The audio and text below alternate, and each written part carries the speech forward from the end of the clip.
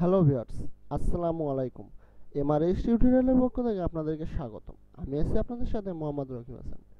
এই ভিডিওতে আমি আপনাদেরকে যে বিষয়টি নিয়ে আলোচনা করব সেটি হলো প্যারাগ্রাফে আমরা কিভাবে অ্যালাইনমেন্ট করব, কিভাবে আমরা স্পেসিং এর কাজ করব, কিভাবে আমরা বাকেট কালারের কাজ করব বা ব্যাকগ্রাউন্ড কালারের কাজ করব। তো চলুন ভিডিওটি শুরু করা যাক। তো প্রথমে আমরা এরকম কিছু লেখা নিচ্ছি। লেখা নেওয়ার পর আমাদের এখানে অ্যালাইনমেন্টে 4টি অপশন আছে। প্রথমটি হলো লেফট অ্যালাইনমেন্ট, তারপরটা মিডল অ্যালাইনমেন্ট, তারপরটা রাইট অ্যালাইনমেন্ট, তারপরটা জাস্টিফাই অ্যালাইনমেন্ট।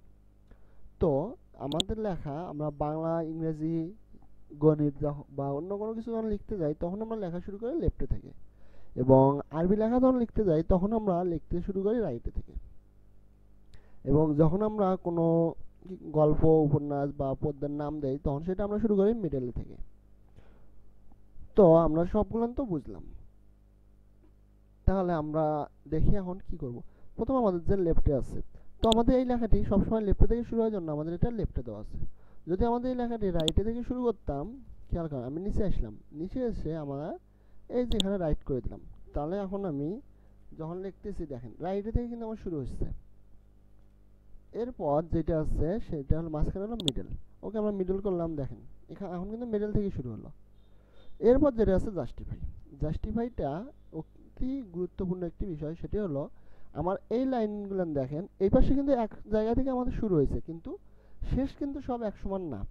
তাহলে আমরা লেখাটা সিলেক্ট করে দিলাম, দিয়ে জাস্টিফাই করে দিলাম। দেখেন এখন আমার লেখা প্রতিটাই একবারে লম্বা সোজা অবস্থায় আছে, মানে এক জায়গাতে শেষ হয়েছে, শুরু এক জায়গাতেই হয়েছে।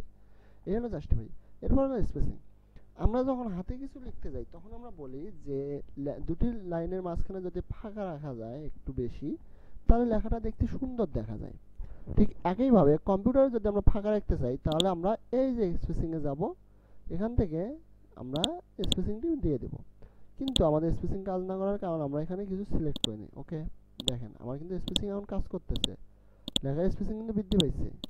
আমরা এটাকে 1.0 অবস্থায় রেখে দেবো। এরপর ব্যাকগ্রাউন্ড কালার, ব্যাকগ্রাউন্ডে আমরা যে কালারটা দেব সেই কালারটি হবে।